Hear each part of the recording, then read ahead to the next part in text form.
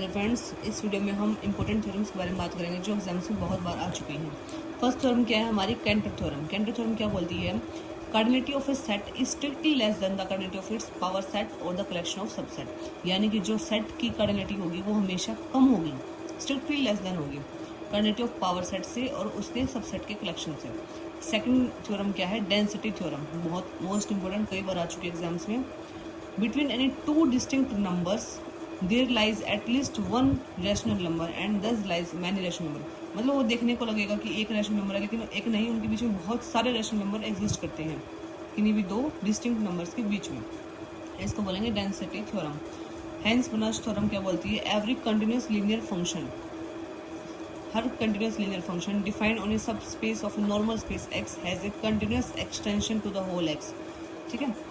Next क्या है? Archimedean property. ये क्या होती है? X comma Y belongs to real number है, आर से बिलोंग कर रहा है और एक्स ग्रेटर देन 0 दे रखा है, तो there exist a positive integer N, positive integer होना चाहिए N, such that N X greater than क्या हो जाएगा? Y.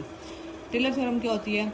F x equal to किस तरह से इसका जो एक्सपेंशन है वो खुलता है? एफ का derivative a 1 factorial x minus a plus f double derivative a 2 factorial upon into x minus a का whole square up to so on.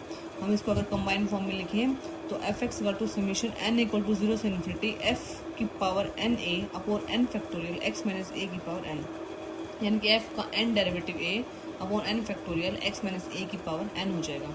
Taylor theorem is mainly used in the expressing the function as a sum of the infinite terms. Infinite terms होती हैं इसके अंदर, N equal to 0 से infinity का भी तो दे रखा है, यानी कि इनफाइनाइट टर्म्स होंगे। ठीक है।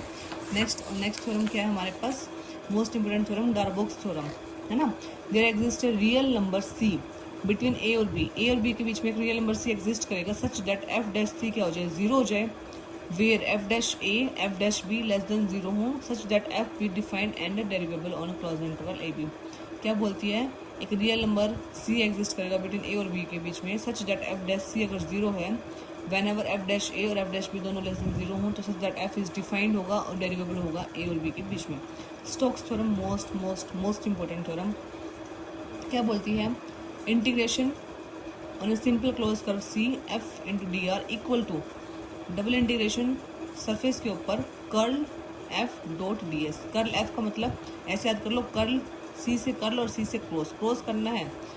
इसको ऐसे लिख सकते हो आप, F dot D R C के ऊपर equal to double integration S del cross F. Curl F बोलो, डेल क्रॉस एफ बोलो, एक ही बात है, एन टू डी एस। और डेल कैसे निकालते हो? आई जे के उसका डेरिवेटिव डिफ्रेंशिएशन और फिर क्या करते हो? उन एलिमेंट को एक्स वाई जेड लिखते हो उसका डिटरमिनेंट निकल के। ठीक है। ग्रीन थ्योरम क्या है? इंटीग्रेशन सी के ऊपर सिंपल क्रॉस कर्व सी के ऊपर L D X plus M D Y.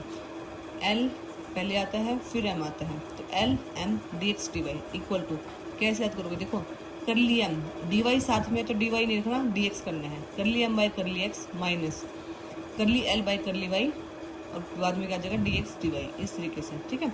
और एल और एम फंक्शन होंगे एक्स और वाई के जो डिफाइंड होंगे ओपन रीजन कंटेनिंग डी के ऊपर और कंटिन्यूस पार्शियल डेरिवेटिव होने चाहिए। ग्रीन थ्योरम जो होती है वो क्या है? पर्टिकुलर फॉर्म है स्टोक्स थ्योरम का। ठीक है, ये क्वेश्चन भी आया हुआ है। ग्रीन थ्योरम क्या है? पर्टिकुलर फॉर्म है स्टोक्स थ्योरम का। Thank you.